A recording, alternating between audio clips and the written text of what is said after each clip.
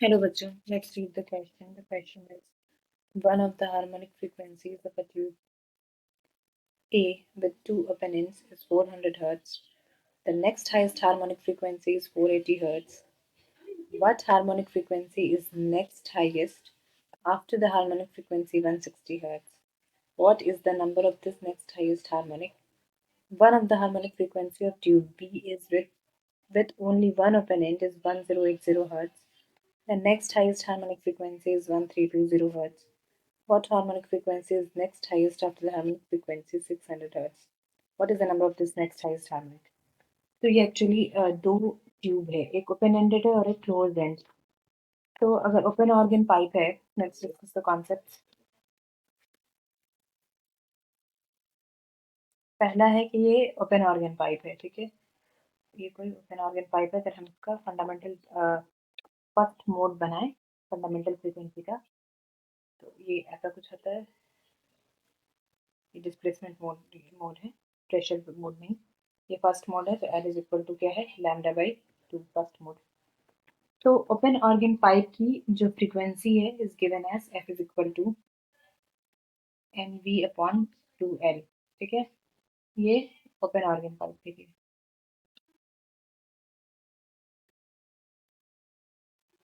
Close and के लिए अलग होती है.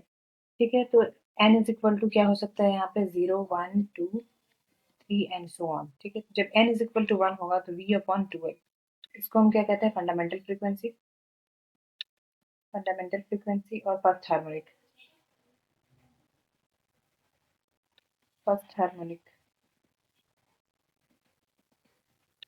और फिर n इज इक्वल टू 2 होगा. n इज इक्वल टू 2, तो 2v अपॉन 2L ये होगा सेकंड हार्मोनिक और फर्स्ट ओवरटोन. First overtone. वैसे ही n इज इक्वल टू 3 के लिए क्या होगा, third harmonic, second overtone and so on. ये हो गई ओपन ऑर्गन पाइप की. अगर क्लोज एंड ऑर्गन पाइप की हम बात करें, क्लोज एंड ऑर्गन पाइप,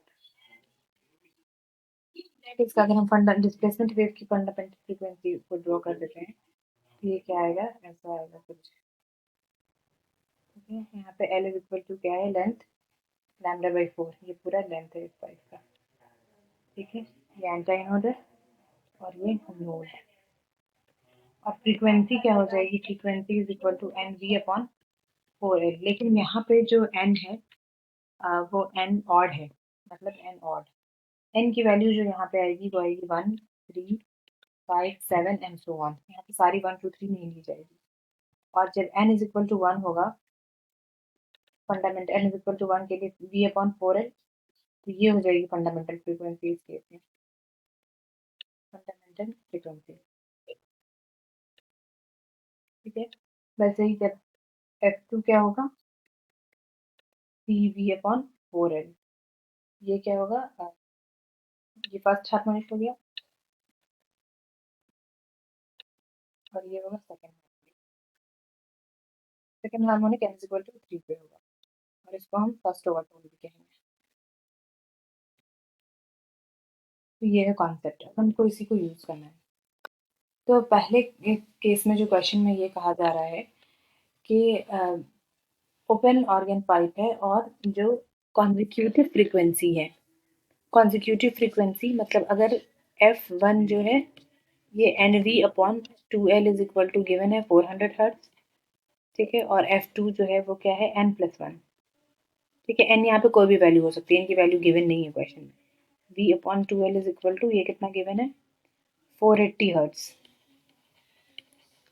और हमसे पूछा ये क्या है कि 160 हर्ट्ज के जस्ट बाद वाली 160 हर्ट्ज के जस्ट बाद वाली फ्रीक्वेंसी क्या होगी और उसका n क्या होगा. ठीक है, और हमारे पास v2L, v तो वेलोसिटी ऑफ साउंड है, वो तो गिवन नहीं है. तो अब हम इतने को यूज करके निकालना है. ये पहला पार्ट है क्वेश्चन का. फिर सेकेंड पार्ट में वो क्लोज ऑर्गन टाइप के लिए पूछा गया है. तो पहला पार्ट अगर हम करें तो n हमें नहीं पता है. ठीक है, लेकिन ये कंजिक्यूटिव है, ये पता है. n अगर पहला वाला n, दूसरा वाला n+1, तो अगर हम इनमें n+1 को n+1/2VL माइनस कर दें इन दोनों को, NV upon 2L is equal to हो जाएगा 480 माइनस 400, तो यहाँ पे हमें क्या आ जाएगा, v/12 कॉमन ले लेते हैं, n plus 1 minus n is equal to 80, n और n गेट कैंसिल, तो v/12 हमारे पास आ गया 80। ठीक है, ये आ गई v/12 की, v/12 की वैल्यू हमें पता चल गई।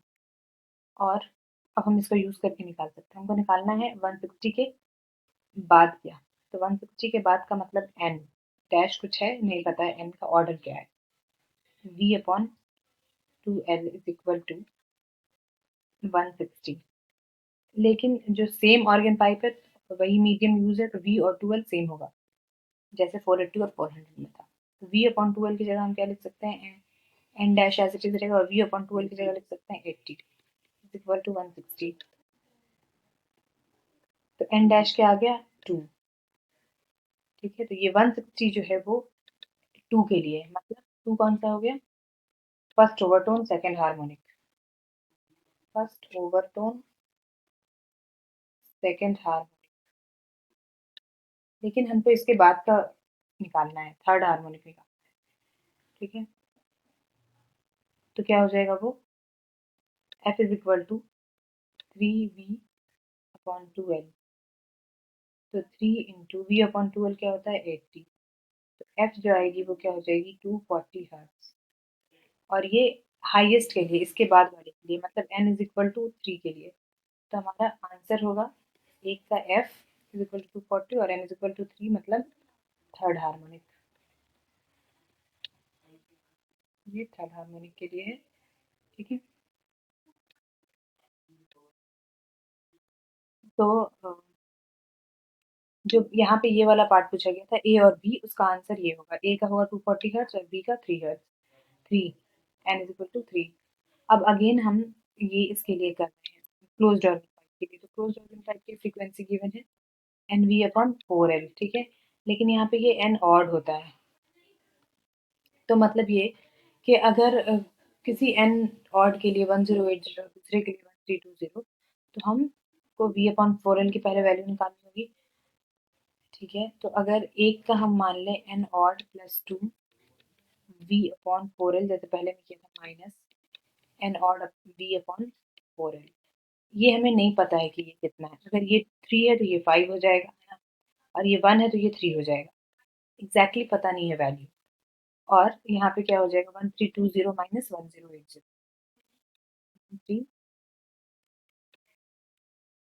ठीक है, 1320 माइनस 1080।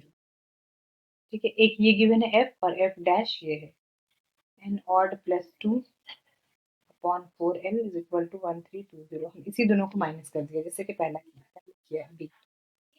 ठीक है, तो v/4l is equal to n odd plus 2, n odd ही लिखते हैं इसको, dash n odd plus 2 minus n odd is equal to, ये क्या हो जाएगा, इसकी वैल्यू आ जाएगी 1320 माइनस 1080, 240।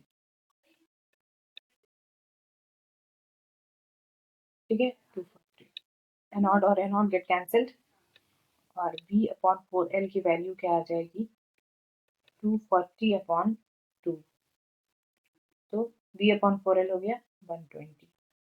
ठीक है, और हमें निकालना क्या है 600 के बाद वाली फ्रीक्वेंसी, 600 के बाद वाली फ्रीक्वेंसी, तो पहले 600 कौन सी फ्रीक्वेंसी है ये देखते हैं, n is equal to v/4l is equal to 600, तो ये है 600 के बाद वाली फ्रीक्वेंसी का मतलब, और v/4l की जगह हम लिख सकते हैं 120 यहाँ से,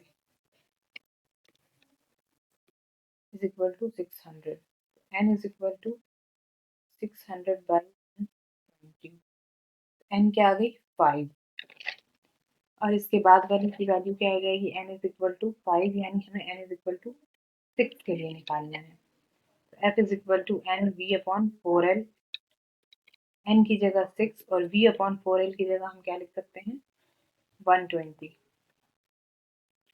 सॉरी n के बाद वाला ये क्लोज्ड ओपन ऑर्गन पाइप है ना, ये क्लोज्ड ऑर्गन पाइप है, तो यहाँ पे हम ऑड लेते हैं, सिर्फ ऑड, तो 5 के बाद वाला क्या आ जाएगा 7, ठीक है, 5 के बाद वाला 7 आएगा, यहाँ पे भी हो जाएगा 7 इंटू 120, है ना, V/4L की वैल्यू 120। तो F इज इक्वल टू क्या आ जाएगी, 840 हर्ट्ज, और ये 840 हर्ट्ज है और N क्या है 7, तो 7 का मतलब है फोर्थ हार्मोनिक। ठीक है, फोर्थ हार्मोनिक, हार्मोनिक कौन सा हो जाएगा, हार्मोनिक फोर्थ हार्मोनिक, और N इज इक्वल टू 7 और फ्रीक्वेंसी 840 है। तो यहाँ पे जो पूछा गया था C और D, what is the next harmonic in closed organ pipe के लिए था ये वन ऑफ द, जिसको वन ओपन एंड हो, दोनों ओपन एंड ना हो। ठीक है, तो उसके लिए हमारा आंसर क्या आया, फ्रीक्वेंसी की वैल्यू आ गई 840 और हार्मोनिक आ गया N इज इक्वल टू 7। यही हमारा आंसर होगा। I hope you will understand. Thank you.